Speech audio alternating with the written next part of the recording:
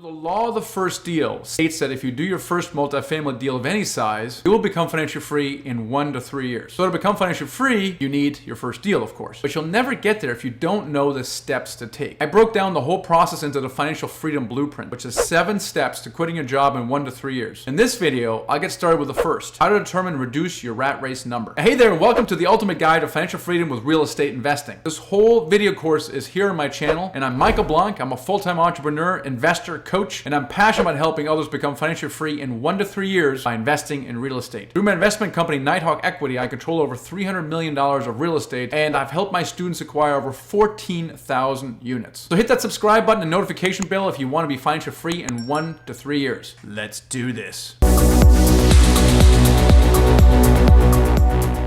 7-step financial freedom blueprint I'm going to share with you is the most comprehensive and unique system for showing you step-by-step how to become permanently financially free with real estate in the next 1 to 3 years. It takes you on a journey from properly setting your goals to getting started to closing your first deal to becoming financially free. The step-by-step roadmap I'm about to share with you is what has worked for me and hundreds of others who have come before you, and it's going to work for you as well. So step number 1 to quitting your job in the next 23 years is to determine your rat race number. In the book that you probably already read, Rich Dad Poor Dad by Robert Kiyosaki, he defines financial freedom as a point at which you can cover your living expenses with passive income. I call this the rat race number or freedom number. Let's call it the rat race number. Let's go with that. Now, once you've achieved that, you are financially free and you can do whatever you want, like quit your job or keep working or travel more, spend time with family, pursue nonprofit aspirations, whatever you want. Now, there's 2 ways to achieve your rat race number. 1 is, of course, to increase your passive income, and number 2 is to decrease your living expenses. So let's first figure out how to calculate your rat race number so that we can be clear about our goals. The process for coming up with that number is to figure out what you're currently spending and then what you can do to decrease those expenses. How much are you currently spending? Okay, let me ask you a question. How much are you currently spending? If you're not tracking your spending, then start doing it right now. It's at the core of sound personal financial management anyway. I've been doing this for many, many years. A great tool that I've used is Mint.com. It's an online tool, mobile app that makes it extremely easy to track your spending and prevent you from exceeding your budget. You can also, of course, create a spreadsheet, my favorite, to track your expenses. In order to establish your average monthly spending, I suggest tracking 3 months worth of expenses. How can you spend less? Okay, here's how we can actually spend less. Look at each expense category and figure out what you could do without. Now, this is a really painful step. I know. We love the way our life is. We're used to the French vanilla caramel macchiato each day. We love our 1,800 cable channels. We love our brand new cars and houses. I get it. I love them too. But think about this. How badly do you want to be financially free? If you really want that, then could you do without some of the things you've grown accustomed to for a little while? If you need help with this, I highly recommend Dave Ramsey's Financial Peace University. This course helps you determine your expenses, create a budget, pay off your debt, and save for the future. You can complete an online course or join a group near you, and it's very affordable. Now think about it this way. A reasonable rental property should put at least $100 per month in your pocket after all expenses. So for every $100 you save per month, it's about the same as purchasing 1 rental property. Okay, so if you could shave $1,000 off per month, let's say, it's like doing your first 10-unit apartment building. So don't skip this step. Really ask yourself, what expenses can you do without? What changes could you make or possibly tolerate for a little bit to save money? The lower your rat race number, the faster you'll become financially free. Now, I'm not just telling you to do something without knowing what it's like. I've been through this myself, from tweaking my spending to actually downsizing my house. It was actually one of the hardest things I've ever had to do. We had our dream home at one point. 6-bedroom house on nearly an acre in one of the nicest areas, most expensive areas in Northern Virginia. And I had a good job at my software company and was flush with money from the software IPO. But after I decided to quit and become a full-time entrepreneur, we struggled financially for a number of years because I made a bunch of investments and they weren't going quite as well as they should have, as we talked about before. And I felt like we needed to downsize to make ends meet. So my wife initially wasn't on board with this at all because she loved that house. It was her dream house. Now, after some time, she agreed that for me to continue working from home, which she did like, we should in fact sell the house. And so we decided to move further into the suburbs, about 35 minutes away, which would substantially reduce our housing costs. That also, of course, meant we had to tell our friends. And they didn't really understand what we were doing. They're like, what in the world are you doing? Dude, you just had a software IPO. You have a great job. You know, you're working from home. I don't understand. You're probably an idiot. I don't know what they were thinking, right? And then we had to tell the kids that they could no longer play with their friends in their neighborhood. It was tough. It was really tough. But I can tell you that this move was blessed. It was one of those things that we really stepped out in faith of doing it. We didn't really know anyone, didn't really know what to expect. We felt though it was the right thing to do, and it turns out we connected with an even better community of friends, both for us and the kids. We cut our housing costs nearly in half. It was like buying 10 rental houses. It allowed me literally to continue working from home so I can attend my kids' events during the day and I didn't have to go get a job. Now looking back on that time, I'm not sure what would have happened if we hadn't had the courage to downsize. And I do say courage because that's exactly what it took. I think the expenses would have forced me to go back and get a job, and that's not what the family wanted at all. We did want it to be permanently financially free. We had a major hiccup after I started investing in restaurants. I didn't just want it for a year or two, but permanently. And we had really high living expenses at the time, and that was making it nearly impossible, as you know, when you're playing cash flow. If you're an attorney, it's gonna take you a long time to get out of the rat race. Versus if you're a janitor, much faster. So I highly encourage you to sit down with your spouse, talk about these things, and then really look at your living expenses. So let me ask you this question. What are you really prepared to do to reach your goals? This is why it's good to sit down with your spouse and talk about that. So it's really important that you're both on the same page, because you both gonna have to work together to achieve that goal. What's your rat race number? All right, let's talk about how we can come up with your rat race number. Let's assume you record your actual spending and made some changes to reduce your monthly expenses by 20% each month. That would be cool. So let's say you determine that the minimal living expenses are $5,000 per month. Now, you're not going on posh vacations, you're not buying cars, okay? But this $5,000, you can keep the lights on, and you tighten your belt. So $5,000, that's $60,000 per year. Now you might be thinking, yes, Michael, that's great, but what about taxes? Okay, the nice thing about investing in real estate is that you'll likely be paying substantially less taxes, or most likely none at all, because you're investing in apartment buildings. And that's because the IRS allows you to depreciate the value of the building. This depreciation is counted as an expense on your tax return, which reduces your taxable income, even though it's not actually an expense that affects your cash flow. Taxation of real estate is beyond the scope of this course, but suffice it to say that your taxes on real estate income are substantially less than with your W-2 income, and chances are you might not be paying any taxes on that income at all. Make sure you check with your tax advisor. I hope you get my point about real estate taxes. For the purpose of this exercise, let's assume that you need to cover $5,000 in living expenses. How will you get there? Okay, let's talk about how you can get to achieving your rat race number. But for many of you, this may be the first time you're doing this exercise. It's pretty eye-opening, huh?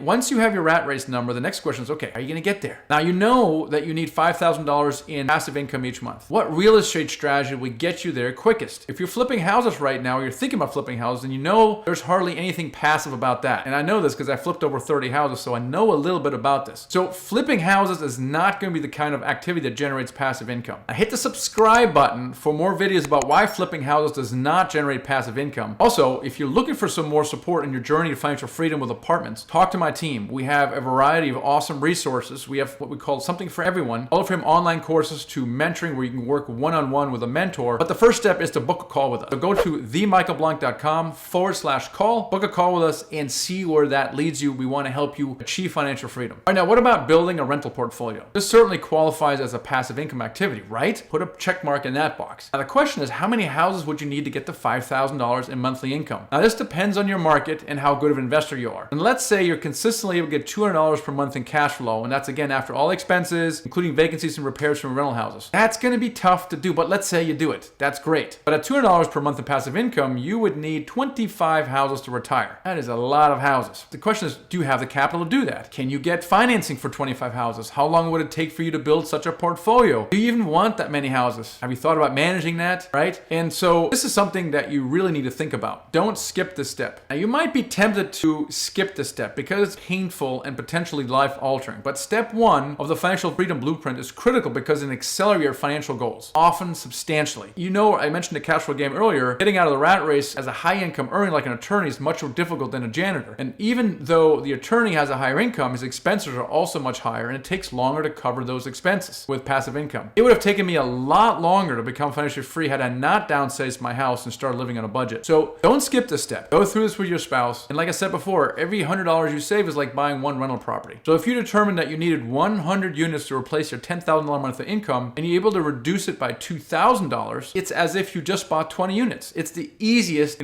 quote unquote, first deal you can do because you have the most control over it and you can do it very quickly. And suddenly you're already 20% towards achieving your financial goal. So really like the combination of reducing your living expenses and building passive income, because that is a very powerful combination. And now that we covered this very important first step of the Financial Freedom Blueprint, hit that subscribe button and notification bell so you don't miss the next step, which is know where you're going and how to get there. Let me know your thoughts or questions in the comments below. I will see you in the next next video where we break it down step by step.